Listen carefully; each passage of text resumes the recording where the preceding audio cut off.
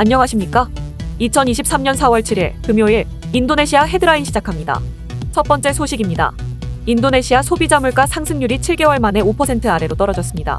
통계청에 따르면 지난달 소비자 물가 지수는 1년 전보다 4.97% 올랐습니다. 소비자 물가 상승률이 5% 아래로 떨어진 것은 지난해 8월 이후 7개월 만이며, 이는 로이터 통신이 조사한 금융시장 전망치를 밑도는 수치입니다. 항목별로는 식품 인플레이션은 높은 수준을 유지하였고, 운송비는 전월 7.2%에서 6%대로 둔화되었으며, 그 외 대부분의 인플레이션이 전월보다 하향되었습니다. 휘발유 등 정부가 가격을 통제하는 품목과 식품 가격을 제외한 근원 소비자 물가 상승률도 2.94%로 전망치보다 낮았습니다. 인도네시아는 정부 보조금으로 유지되던 휘발유 가격을 올린 데다 전 세계 원자재가 상승 등의 영향을 받아 지난해 9월부터 물가 상승률이 5%를 넘겼습니다. 이 때문에 인도네시아 중앙은행도 지난해 8월부터 지난 1월까지 3.5%이던 기준금리를 5.75%까지 2.25%포인트 끌어올렸습니다.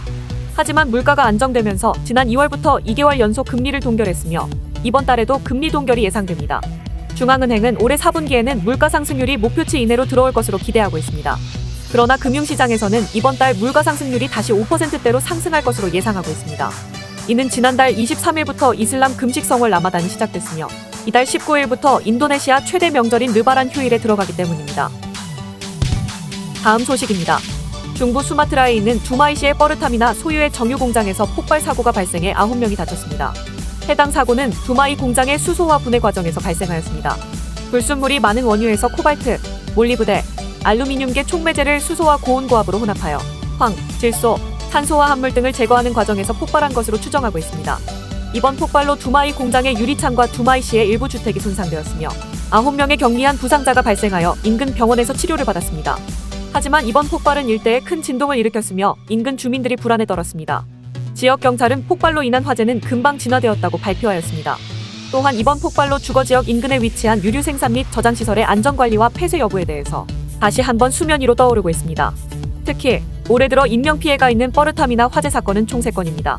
지난달 3일 자카르타에 있는 저유소에서 불이 나 20명 이상이 목숨을 잃었고, 지난달 26일에는 롬복섬으로 가던 유조선에서 불이 나 3명이 사망했으며, 첫 번째 사고가 발생한 지 한 달도 안 되어 두마이시에서 폭발 사고가 발생한 것입니다.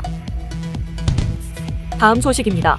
인도네시아 신발협회에 따르면 인도네시아 신발 수출은 2022년 77억 4천만 달러에서 올해 46억 4천만 달러로 35에서 40% 감소될 것으로 예상하고 있습니다. 신발협회 전무이사의 말에 따르면 신발 수출 사업은 코로나 대유행 동안 번창하였다가 올해 초부터 급격히 감소하고 있다고 전했습니다. 2019년도와 비교하여 2020년에 신발 수출은 8.96% 증가한 48억 달러를 기록하였으며, 1년 후에는 28.76% 증가한 61억 8천만 달러를 기록하였고, 2022년에는 25.15% 증가한 77억 4천만 달러를 기록하였습니다. 수주 감소세는 주로 미국과 유럽에서 나타나고 있는데, 우크라이나 전쟁과 글로벌 경기 침체로 인함으로 보고 있으며, 이러한 현상은 2024년까지 이어질 전망입니다. 이에 따라 인도네시아 신발 수출 기업들은 국내 시장으로 전환하거나 온라인 채널을 통해 글로벌 시장에 진입하는 방안 등을 모색하고 있지만, 내수 시장이 요구하는 품질과 수출품의 품질이 달라 어려울 것으로 전망됩니다. 참고로 인도네시아 신발 산업은 대표적인 노동 집약적인 산업으로 많은 인력이 종사하고 있습니다. 정부 데이터에 따르면 15만 9,400명의 근로자가 수출품 위주의 프리미엄 신발 산업에 근무하는 것으로 나타났습니다. 이번 위기 상황에서 인도네시아 신발 산업이 극복할 수 있는 방안을 모색해 나가는 것이 중요한 과제입니다. 다음 소식입니다. 인도네시아 정치, 법무, 안보조정부는 인신매매 범죄의 핫스팟으로 확인된 여러 지역에 대한 대대적인 조사를 실시할 예정입니다. 마후드 장관은 납치범들이 불법적으로 인도네시아 이주 노동자를 모집하고 노예로 삼았을 뿐만 아니라 병에 걸린 사람들은 배에 태워 바다에 버렸다는 제보를 받았다고 말하였습니다. 따라서 동일한 범죄가 재발하지 않도록 감시와 단속을 강화하기로 하였습니다. 이주 노동자 보호국 국장은 2021년 12월에도 말레이시아 조호르 해역에서 말레이시아와 인도네시아 당국으로부터 인신매매 범죄를 들키지 않기 위해 의도적으로 배 한 척을 침몰시킨 것도 조사 중에 있다고 밝혔습니다. 당시 50명의 불법 이민자를 태운 보트가 침몰하여 21명이 사망하고 16명이 실종했으며 13명이 구조되었습니다. 한편 작년 미국 방부는 인신매매 보고서에서 인도네시아를 이전 2등급에서 주의 단계 2등급으로 하향 조정하였습니다. 우리나라가 속한 1등급은 제일 안전하다는 뜻이며, 그 다음 2등급, 주의 단계 2등급, 3등급, 그리고 위험 지역으로 나누고 있습니다. 다음 소식입니다. 우리나라 외식업체 고피자는 인도네시아의 첫 직영 플래그십 스토어 간다리아시티점을 오픈했습니다. 지난해 10월 CGV와 함께 인도네시아에 첫 진출한 고피자는 현재 진출 5개월 만에 첫 직영 플래그십 스토어 고피자 간다리아시티점을 오픈했습니다. 인도네시아는 새로운 경험을 중시하고 한류에 열광하는 MZ세대들이 주요 소비층을 이루고 있어 시장성과 잠재력이 높은 나라입니다. 고피자가 입점한 간다리아 시티몰은 아이맥스 영화관 및 롯데마트 등도 입점해 있는 자카르타의 대표 쇼핑몰로 유동인구가 많은 상권에 위치한 만큼 고객 확보가 용이합니다. 간다리아 시티점의 주요 메뉴로는 고피자의 스테디셀러인 클래식 치즈 피자, 페퍼로니 피자, 페퍼로니 마니아 피자, 미트 마니아 피자가 있으며 기존 인기 메뉴를 바탕으로 K푸드 열풍을 접목한 K불고기 피자, K치킨 피자 등 한국식 피자도 함께 선보입니다. 이에 더해 후라이드, 양념치킨, 떡볶이 등 다양한 한국식 사이드 메뉴를 제공합니다. 고피자 대표는 지난해 인도네시아 첫 진출 이후 현지 고객분들이 많은 관심과 사랑을 주신 덕분에 5개월 만에 첫 직영 플래그십 스토어를 오픈하게 됐다고 말했습니다. 다음 소식입니다. 국제축구연맹이 연이어 연령별 월드컵 개최권을 박탈하면서 새로운 개최지 찾기에 골머리를 앓고 있습니다. 지난 4일 피파는 공식 홈페이지를 통해 페루 축구협회와 협의 끝에 오는 11월 10일부터 12월 2일까지 열릴 예정이던 17세 이하 월드컵의 페루 개최를 철회하기로 했다고 공식 발표했습니다. 피파는 페루 축구협회에 필요한 인프라 구축을 요구했으나 개막 전까지 필요한 작업을 마칠 시간이 없다고 판단했다면서 개최권 박탈 배경을 밝혔습니다. 페루 축구협회는 별도의 성명을 통해 개최 포기 이유로 최근 이상 기후에 따른 국가적 재해가 있었다고 설명했습니다.